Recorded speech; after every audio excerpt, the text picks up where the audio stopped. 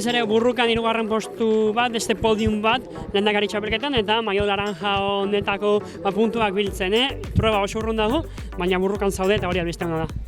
Bai, borrokan nao, eta gainera gaur eguna oso zaila izan da.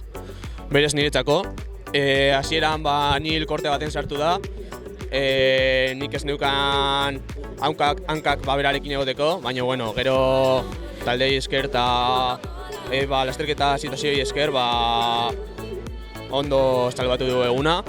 Ustet nil erori dela, espero dut bera ondo gotia eta borrokan gaude, baina luze izango da gaur. Egia da, pixka sorte izan dezula, esaldi oso indartzu bat junda, baina gero harrapatzea lortu izan dezu, gomurrek asmoa jarri dituelako hortako, beraz, truebaren irabazi asmo horrek lagundu dizu gaurkoan.